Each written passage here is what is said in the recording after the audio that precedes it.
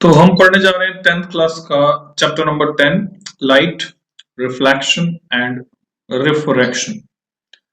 तो reflection and refraction ये दो फिनोमेना है जो लाइट से रिलेटेड है।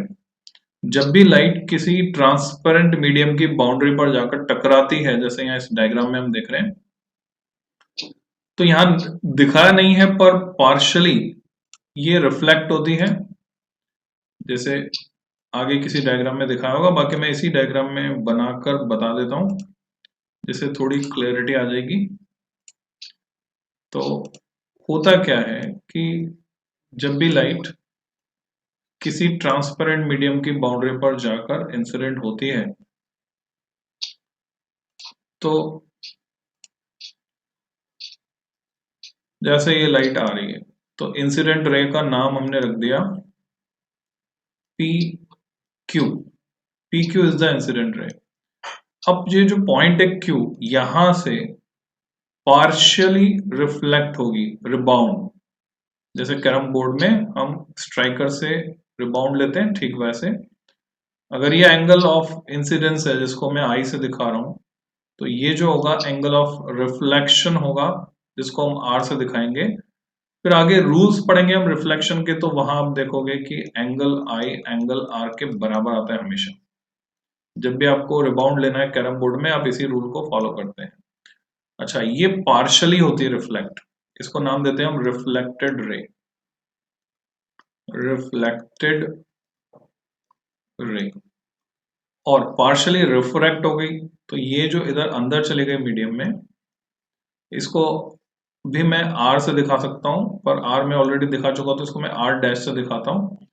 तो आर डैश जो है उसको बोलते हैं एंगल ऑफ रिफ्रैक्शन। एक है रिफ्रैक्शन और दूसरा है रिफ्लेक्शन। तो this is angle of refraction. तो ये है रिफ्रैक्टेड रे। तो अब प्रोनाउंसिएशन में, सुनने में कई बार गड़बड़ हो जाती है, रिफ्लेक्टेड एंड रिफ्रैक्टेड। तो मैं क्या करूंगा, जब मैं रिफ्लेक्टेड प्रोनाउंस करूंगा तो साथ में पीछे बोलूंगा एल, रिफ्लेक्टेड एल ऐसे बोलूंगा, जिससे क्लियर हो जाए कि मैं रिफ्लेक्टेड की बात कर रहा हूं। और जब मैं रिफ्रैक्टेड बोलूंगा तो साथ में बोलूंगा आर, जिससे कि क्लियर हो जाए कि यहां पर एल आ रहा है या आर आ रहा है, यानी रिफ्लेक्टेड की बात कर रहा हूं या रिफ्रैक्टेड की बात कर रहा हूं। फिर हम देख रहे हैं ये रे जब आगे जा रही है, ये पॉइंट मान लेते हैं कैपिटल आर, तो पॉइंट आर पर फिर से रिफ्रैक्शन हो रहा है। अगर मैं इसको आर डैश की बजाय आर वन मानो, चलो आर डैश मानो, तो ये आर डबल डैश हो गया, फिर से रिफ्रैक्शन हो रहा है। तो मेरा सवाल है, क्या पॉइंट आर पर रिफ्लेक्शन भी होगा? क्या पॉइंट आर पर रिफ्लेक्शन भी होगा?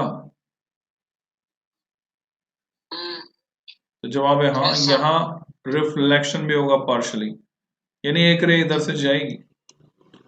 अब क्योंकि ये मीडियम के अंदर अंदर हो रहा है रिफ्लेक्शन, अगर हम इसकी बात करें, सपोज ये ग्लास स्लैब है, तो इसके अंदर अंदर हो रहा है, तो हम इसको इंटरनल रिफ्लेक्शन कह सकते हैं। ये आर डैश है, तो ये एंगल भी आर डैश होगा, बिकॉज ये दो पैरेलल लाइंस हैं जिनको एक ऑब्लिक लाइन कट कर रही है, और ये अल्टरनेट एंगल बन रहे हैं। तो ये आर डैश है, तो ये इंटरनली रिफ्लेक्टेड रे का एंगल ये भी आर डैश होगा, क्योंकि angle of incidence angle of reflection के बराबर होता है। तो ऐसा कुछ यहाँ पर हो रहा है। तो ये एलिमेंट्री हमने देखा, रिफ्लेक्शन रिफ्रैक्शन बुक में पढ़ते हैं, क्या ये बताना चाह रहे हैं, सिखाना चाह रहे हैं। We see a variety of objects in the world around us. तो हमारे आसपास हम बहुत सारे ऑब्जेक्ट्स को देखते हैं, however we are unable to see anything in a dark room. बता सकते हो क्यों डार्क रूम में हमें कुछ भी दिखाई क्यों नहीं देता, और जहां रोशनी होती है वहां हमें आसपास सब कुछ दिखाई देता है? Why it is so? वैसे सन से जो लाइट आ रही है अर्थ तक, वो लाइट हमें तब तक दिखाई नहीं देगी जब तक कि वो लाइट किसी ऑब्जेक्ट पर पड़कर रिफ्लेक्ट नहीं होती, है ना। लाइट नहीं दिखती हमें, ऑब्जेक्ट दिखता है, इस बात पे गौर करना।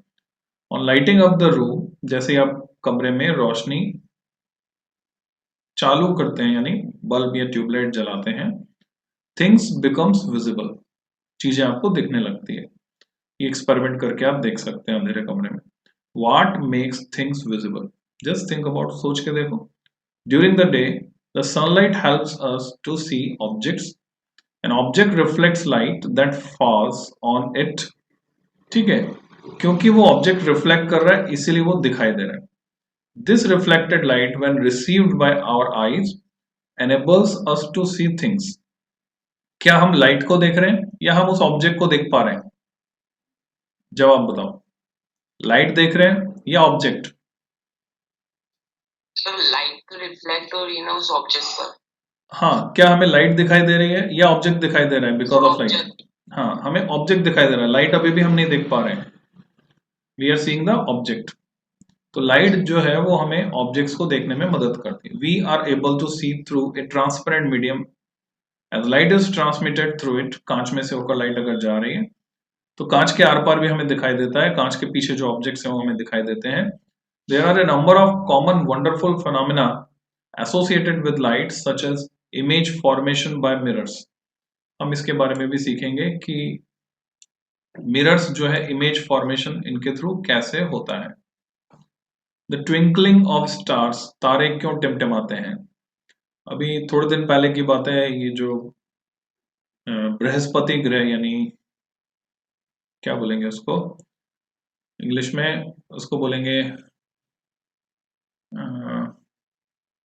जुपिटर। जुपिटर और सैटर्न पास पास आए थे और सूर्यास्त के वक्त at the time of sunset वो हमें पश्चिम दिशा में टुवर्ड्स वेस्ट दिख रहे थे पास पास, पर वो टिमटिमा नहीं रहे थे। तारों और ग्रह में अंतर क्या है? जो प्लैनेट्स होते हैं और जो स्टार्स होते हैं उनकी पहचान कैसे करोगे आकाश में देखकर? तारे टिमटिमाते हैं क्योंकि उनसे हम तक जो रोशनी आ रही है वो बहुत ही कम आती है। तो एटमॉस्फेयर में जो लेयर्स हैं एयर की उनमें रिफ्रैक्शन एक फिनोमिना होता है जिसकी वजह से कभी लाइट हमारी आंख तक पहुंचती है कभी नहीं पहुंचती। That's why twinkling effect is there. और प्लैनेट्स जो है पास है कंपेयर्ड टू स्टार्स, उनसे ज्यादा रोशनी हमारी आंख तक पहुंचती है, तो हमेशा पहुंचती है। एटमॉस्फेरिक रिफ्रैक्शन उसको खत्म नहीं कर पाता, रोक नहीं पाता या इतना बैंड नहीं कर पाता कि हमारे आंख तक ना पहुंचे, इसलिए वो टिमटिमाते नहीं है।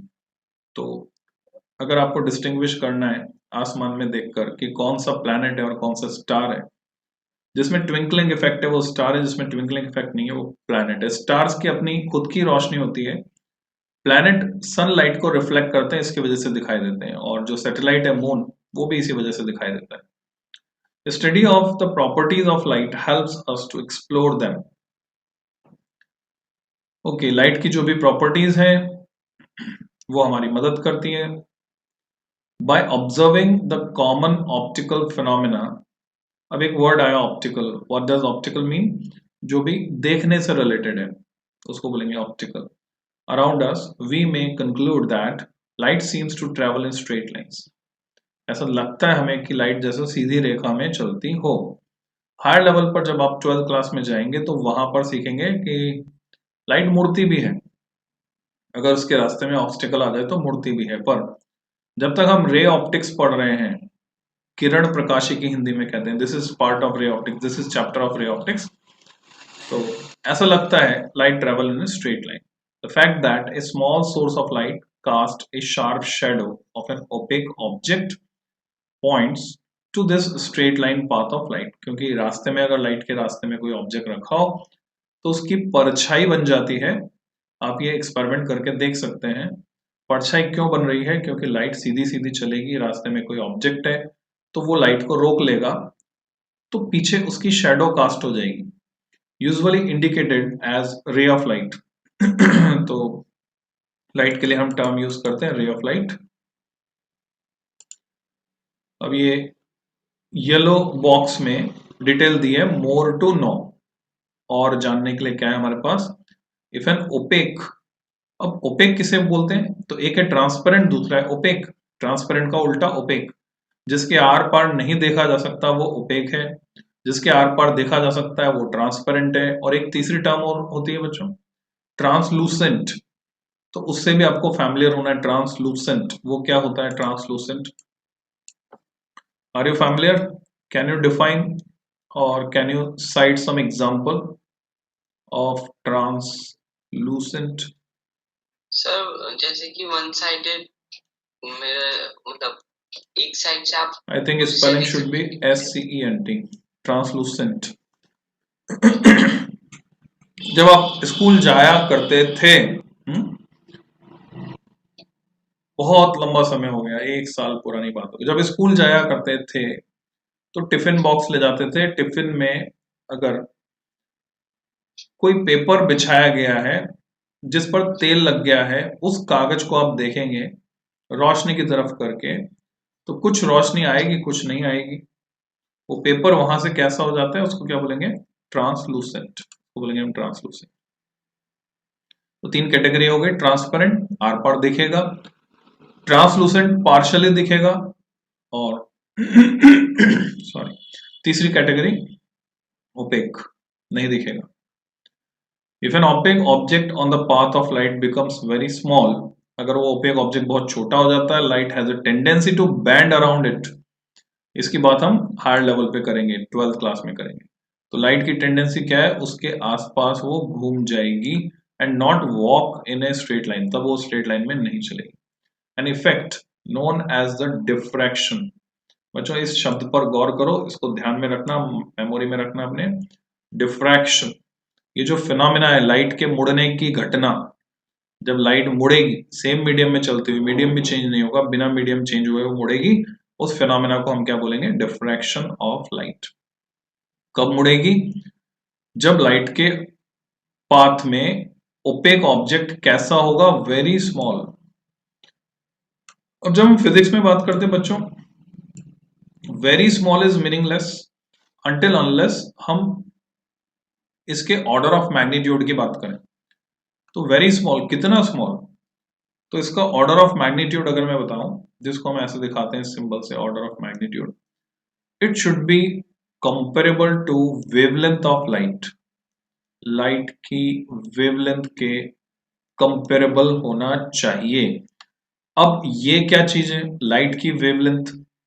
वेवलेंथ होती क्या है?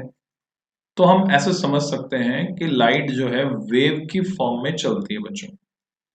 Light travels in form of A wave, और वेव को हम ऐसे दिखाते हैं, crest, trough, crest.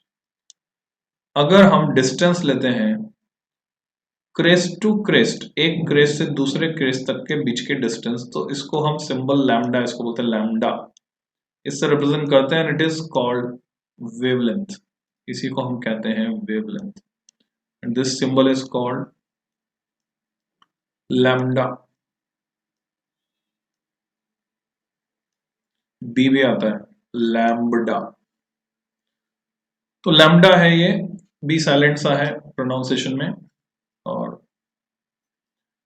Crest to crest distance ले लो, या ट्रफ टू ट्रफ डिस्टेंस ले लो, या कोरस्पॉन्डिंग पॉइंट्स के बीच की डिस्टेंस ले लो, it is called wavelength lambda. तो लाइट की वेवलेंथ किस ऑर्डर की होती है, उसके लिए एक फॉर्मूला आपको सीखना होगा। फॉर्मूला है स्पीड ऑफ लाइट c, इससे आप फैमिलियर है, 3 to 10⁸ मीटर पर सेकेंड इज इक्वल टू, ये सिंबल है न्यू टाइम्स लैम्डा। ये जो सिंबल है घूमा हुआ v मैंने बनाया है, it is called new. New represents her frequency, frequency को रिप्रेजेंट करता है, और लैम्डा वेवलेंथ को रिप्रेजेंट करता है। तो किसी वेव की वेवलेंथ को अगर फ्रीक्वेंसी से मल्टीप्लाई किया जाए तो हमें उसकी स्पीड मिलती है। तो यहां से आप समझ सकते हैं लैम्डा किस ऑर्डर का होता होगा। अगर आपको फ्रीक्वेंसी पता है तो आप लैम्डा निकाल सकते हैं, नहीं वेवलेंथ, और वेवलेंथ पता है तो आप फ्रीक्वेंसी निकाल सकते हैं यूजिंग दिस फॉर्मूला। तो हम जिस लाइट को देख पाते हैं उसको बोलते हैं विजिबल। विजिबल का मीनिंग भी यही है, जो दृश्य है, दृश्य यानी दिखाई दे रहा है। तो विजिबल रेंज आप याद रख सकते हैं, ये है 400, छोटा n छोटा m, पहचानो छोटा n छोटा m. N stands for nano, Tata nano, nano means 10 raised to power minus 9, and m stands for meter, symbols है, प्रीफिक्स है n. 400 नैनोमीटर से 700 नैनोमीटर. और साथ साथ आपको याद रखना है, ये पूरा स्पेक्ट्रम बोलते हैं हम इसको, विजिबल स्पेक्ट्रम आ जाता है कहां से कहां तक, वॉयलेट टू रेड, यानी ये वेवलेंथ है कम वाली, वॉयलेट के कोरस्पॉन्डिंग विबग्योर सुना होगा आपने, VIBGYOR, violet, indigo, blue, VIBGYOR, green, yellow, इस तरह से. तो ये है वॉयलेट कलर के कोरस्पॉन्डिंग, और ये है ज्यादा वाली वेवलेंथ रेड कलर के corresponding. This is visible range. तो अगर आपसे पूछा जाए ऑर्डर ऑफ मैग्नीट्यूड बताओ लैम्डा किस ऑर्डर की लाइट की वेवलेंथ, तो ये मैं इनका सेंटर अगर लेता हूं जो आप आसानी से याद रख सकते हैं, इसका सेंटर येलो ग्रीन पर आता है, स्पेशली येलो की बात करें, और याद रखना आसान है, आप याद रख सकते हैं 555. कैसे, इसको लिंक कर दीजिए, 555 टिकिया, 555 डिटर्जेंट, स्वदेशी है, व्हील या सर्फ की जगह इसका इस्तेमाल करें कपड़े धोने के लिए, तो पैसा हमारे भारत में ही रहेगा, हमारे भारत को नुकसान नहीं होगा. ओके, तो 555 करस्पॉन्ड्स टू येलो नैनोमीटर, ये वेवलेंथ येलो की है. तो हम आगे centre of the visible region. अब मैं इसका ऑर्डर ऑफ मैग्नीट्यूड अगर निकालना चाहता हूं तो मैं इसको लिखूंगा 555 nano means 10 to power minus 9 metre. So what it becomes, scientific notation में जब मैं इसको लिखूंगा तो मैं लिखूंगा 5.55 इंटू 10 to power minus 7. दो पावर कम हो गई क्योंकि मैंने यहाँ पॉइंट लगा दिया, तो 555 को मैं ऐसे लिख सकता था 5.55 इंटू 100 को लिख सकता था 10 की पावर 2, और वो 10 की पावर 2 इसके साथ मर्ज होकर 7 रह गई, माइनस में दो कम हो गई. अब मुझे पता है 5.55 किससे बड़ा है, √10 से बड़ा है. √10 का मतलब 3.16, √10 आप निकाल सकते हैं कैलकुलेटर से, √10. √10 मैंने क्यों लिया, √10 होता है 10 to power हाफ, उसको हम लिखते हैं √10. जैसे 2 रेस्ट टू पावर हाफ होता है √2 1.414, 3 रेस्ट टू पावर हाफ होता है √3 1.732, वैसे √10 10 की पावर हाफ. क्योंकि हम कंपेयर करते हैं इस डेटा से, अगर कोई क्वांटिटी 10 की पावर हाफ से बड़ी है तो हम उसको 10 की पावर 1 लिखेंगे, और 10 की पावर हाफ से छोटी है तो हम 10 की पावर 0 लिखेंगे. अब 5.55 जो कि 3.16 से बड़ा है, तो मैं इसको क्या लिख सकता हूं, जब मैं ऑर्डर ऑफ मैग्नीट्यूड पे जा रहा हूं तो मैं इसको लिखूंगा 10 raised to power 1, क्योंकि 3.16 से छोटा होता तो मैं 10 की पावर 0 लिखता, 3.16 से बड़ा है तो मैं इसको 10 की पावर 1 लिख रहा हूं क्योंकि 10 की पावर हाफ से बड़ा है, इंटू 10 पावर माइनस 7, ये साथ में आया. तो अब टोटल 10 की पावर कितनी हो गई, -6, और यूनिट है मीटर. तो अब मैं आपको क्लियरली कह सकता हूं उस ऑब्जेक्ट का साइज क्या होना चाहिए. लैम्डा लाइट के ऑर्डर का, लैम्डा लाइट किस ऑर्डर की है, 10⁻⁶ मीटर. अगर इतना कोई छोटा ऑब्जेक्ट है, माइक्रोमीटर, इसको हम माइक्रोमीटर भी कहते हैं बच्चों, 10⁻⁶ का मतलब होता है म्यू, सिंबल प्रीफिक्स लगाते हैं माइक्रोमीटर, तो माइक्रोमीटर भी इसको हम कह सकते हैं. इतना छोटा साइज है तभी वो लाइट मुड़ेगी. वेरी स्मॉल, ये मैंने बताया वेरी स्मॉल, कितना स्मॉल, 10⁻⁶ मीटर. जो बात नहीं समझ में आई पूछो. Everything is clear? Yes sir. Okay, तो हम बोलेंगे diffraction of light, then the straight line treatment of optics using rays fail. तो स्ट्रेट लाइन में नहीं चलेगी light. To explain phenomena such as diffraction, light is thought of as a wave. हम उसके wave nature की बात करेंगे. तो आगे आप सीखेंगे, डी ब्रोगली एक साइंटिस्ट का नाम रहा है डी ब्रोगली, और डी ब्रोगली ने बताया कि लाइट कभी तो पार्टिकल की तरह बिहेव करती है, स्ट्रेट लाइन में चलती है, और कभी वेव नेचर शो करती है, यानी ड्वेल नेचर है उसमें, द्वैत प्रकृति हिंदी में कहते हैं। तो प्रकाश की द्वैत प्रकृति, उसमें लाइट नेचर, उसमें रे नेचर भी है और उसमें वेव नेचर भी है। The details of which you will study in higher classes. 12th में आप इसको पढ़ेंगे. Again, at the beginning of the 20th century, it became known that the wave theory of light often becomes inadequate for treatment of the interaction of light with matter. जब light का interaction हो रहा है matter के साथ, ऐसा कोई example बता सकते हैं जहां पे लाइट का इंटरेक्शन मैटर के साथ हम बता सकते हो? Any example in your memory? क्या आपने नाम सुना है photo electric effect? Have you heard of? सभी ने सोलर सेल देखे होंगे जो छतों पे लगे हैं, सोलर पैनल, सोलर सेल उनको कहते हैं हम। कैसे काम करते हैं सोलर सेल?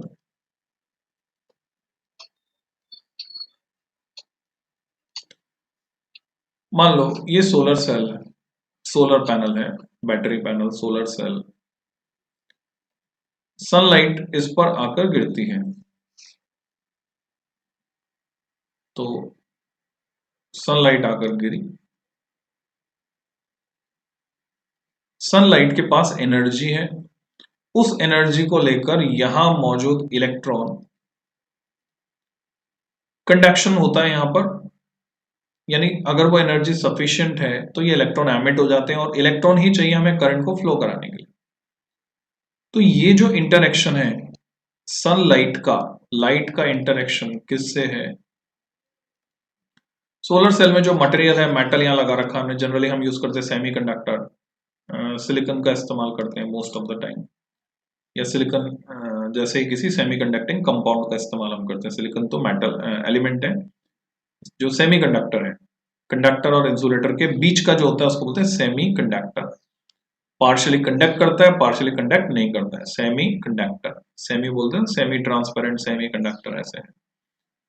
तो ये जो इंटरेक्शन है ये कहलाता है फोटो इलेक्ट्रिक इफेक्ट। तो फोटो इलेक्ट्रिक इफेक्ट को जब स्टडी किया गया तो वो है interaction of light with matter. तो वेव नेचर सामने नहीं आया बच्चों, यानी वेव नेचर के बेसिस पर फोटो इलेक्ट्रिक इफेक्ट को नहीं समझाया जा सकता। अगर पार्टिकल नेचर माने तो ही समझा सकते हैं। And light often behave somewhat like a stream of particles, उसके बेसिस पे समझा सकते हैं। पर कुछ फिनोमिना ऐसे भी हैं जैसे डिफ्रैक्शन, उसको पार्टिकल नेचर से नहीं समझा सकते, उसको वेव नेचर से ही समझा सकते हैं। जैसे आप देखेंगे ज्यादातर ह्यूमन की बात करें अगर हम, लोगों की, तो खाली डुअल नेचर ही नहीं मल्टीपल नेचर उनके सामने आते हैं, हर एक के साथ अलग व्यवहार होता है। फॉर एग्जाम्पल, आपके घर पर आप हैं, आपके पापा हैं, आपके पापा ने बोला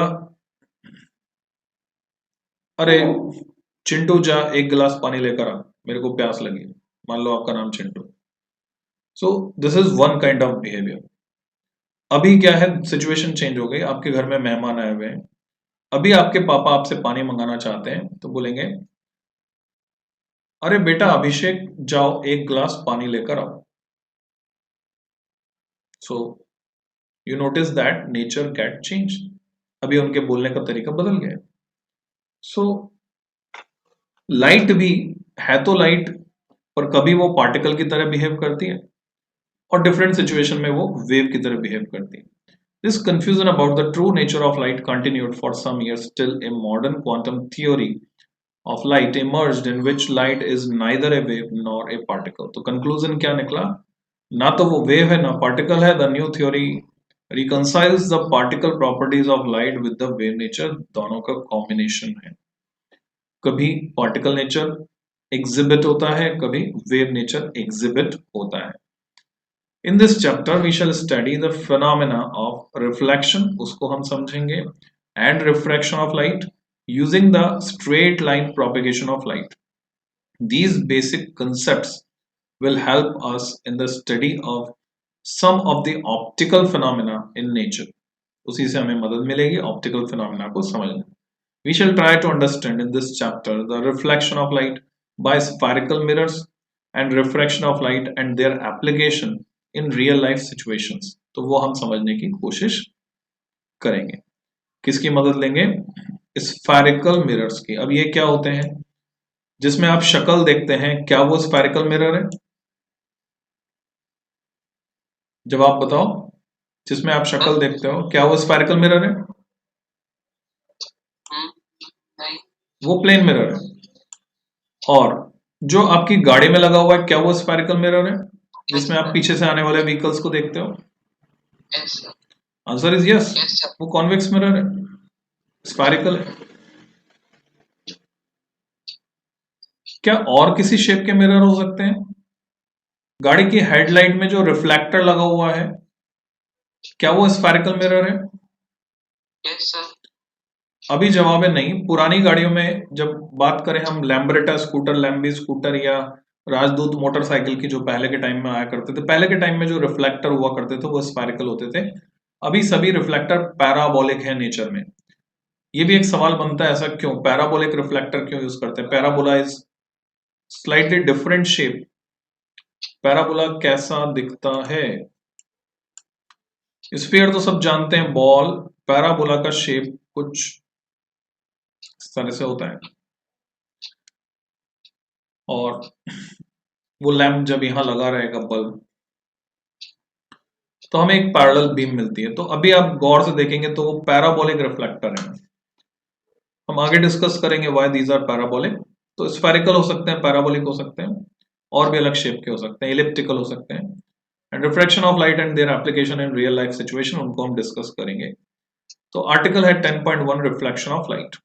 a highly polish surface. What is meaning of polish? Sir smooth. Okay, smooth. कोई भी सरफेस स्मूथनेस अगर उसमें बढ़ेगी तो रिफ्लेक्ट करने की एबिलिटी भी बढ़ेगी उसकी, अगर वो ओपेक है। और पॉलिश को हम एक दूसरे सेंस में भी समझ सकते हैं। आपने देखे हो टूटे हुए कांच। जैसे मान लीजिए हमारे घर में कांच टूट गया, कांच के पीछे सामने से तो वो रिफ्लेक्ट कर रहा है, ये मिरर की बात कर रहा हूं मैं, सामने से रिफ्लेक्ट कर रहा है। पीछे देखेंगे तो किसी पर तो ऑरेंज कलर दिखेगा इस तरह का, ये पॉलिश होती है उसके ऊपर। और किसी किसी पर आपको दिखेगा ग्रे कलर, इस तरह का। दो तरह की पॉलिश देखने को मिलेगी अगर गौर करेंगे कांच के पीछे। ये पेंट चढ़ा होता है, किसी के पीछे ऑरेंज होता है और किसी के पीछे ग्रे होता है। क्या अंतर है? कौन सा कांच प्रेफर करें? अगर बाजार से आपको कांच खरीद के लाना है तो जिसके पीछे ऑरेंज है वो वाला लेंगे, या जिसके पीछे सिल्वर है, या ये बोले ग्रे कलर का, ग्रे कलर की पॉलिश जो अलमारी पे भी होती है वो लेंगे? और क्यों? Any idea? No sir. ये देखा है तुमने, ऐसा होता है हम्म। कांच को पीछे, कांच का पीछे का हिस्सा देखा है कि किसी पे ऑरेंज पेंट होता है, किसी पे ग्रे होता है? ये देखा है, नहीं देखा? ऑब्जर्व किया, नहीं किया? पता नहीं। पता नहीं। ओके, टूटे हुए कांच को देखना पीछे से, कोई मिरर हो या साबुत भी पड़ा हो तो मिरर में पीछे जो पॉलिश हो रखी है उसको देखना। अगर वो ऑरेंज है then it is mercuric oxide. Chemistry में चलते हैं, Hg होगा या Hg2O होगा? NGO2। ये होगा या Hg होगा? मर्क्यूरी की वैलेंसी और ऑक्सीजन की वैलेंसी पर ही डिपेंड करता है, जिसको आपको केमिस्ट्री में सिखाया जाता है। तो सपोज मर्क्यूरिक ऑक्साइड में कह रहा हूं, और ये है सिल्वर ऑक्साइड, इसमें भी AgO होगा या Ag2O होगा, डिपेंड करता है वैलेंसी पर। तो यू हैव टू चेक। जब आप ये सीखेंगे तब इसकी बात हम करेंगे। तो सिल्वर ऑक्साइड, मर्क्यूरिक ऑक्साइड, आप ये याद रखें। ये मर्क्यूरिक ऑक्साइड की पॉलिश अगर ऑरेंज कलर की है और ये ग्रे कलर की, तो सिल्वर ऑक्साइड की है। Silver oxide is far better than mercuric oxide. ये ज्यादा ड्यूरेबल होती है, ज्यादा अच्छी पॉलिश होती है, इसका रिफ्लेक्शन जो है बेटर होता है मर्क्यूरिक ऑक्साइड से। सो हम इसे प्रेफर करेंगे। तो इस रिफ्लेक्शन का कॉज है ये पॉलिश, ये भी एक तरह की पॉलिश हुई।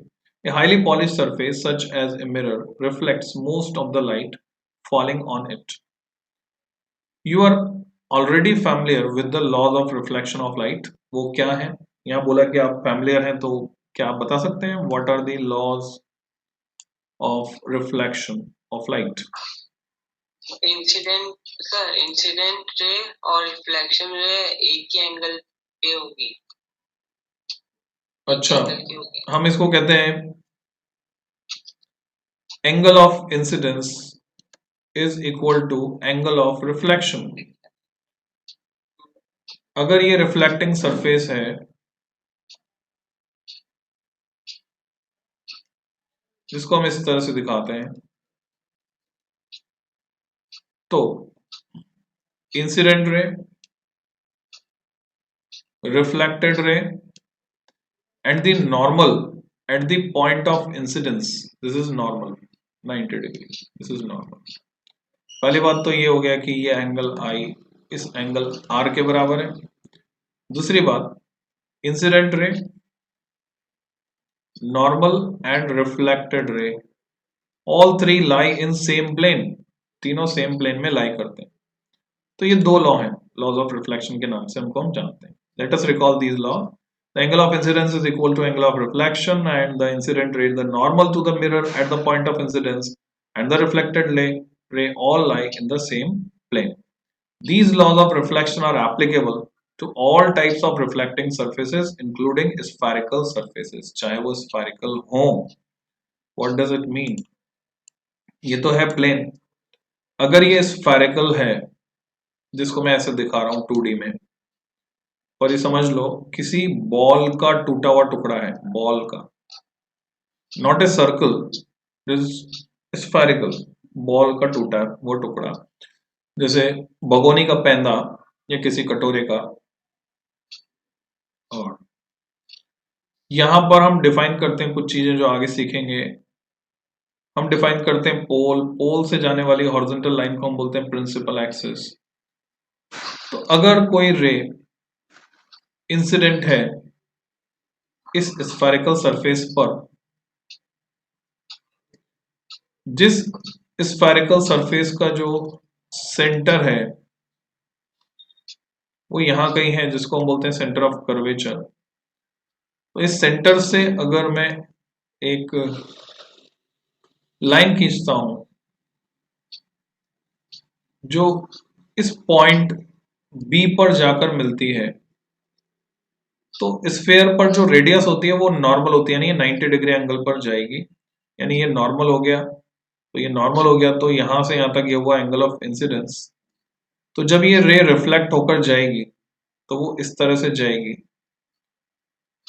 कि ये जो एंगल ऑफ रिफ्लेक्शन है वो I के बराबर होगा, यानी I इक्वल टू R होगा। और रिफ्लेक्टेड रे जिस पॉइंट से जाती है उसको हम बोलते हैं फोकस, अगर वो पैरेलल आ रही थी।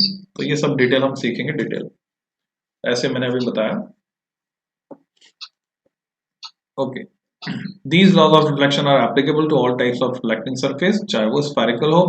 You are familiar with the formation of image by plane mirror। Image कैसे बनाता है वो आप रे डायग्राम खींच सकते हैं। इनको रे, अभी जो मैंने ड्रॉ किया था उसको क्या बोलते हैं? रे डायग्राम, किरण आरेख।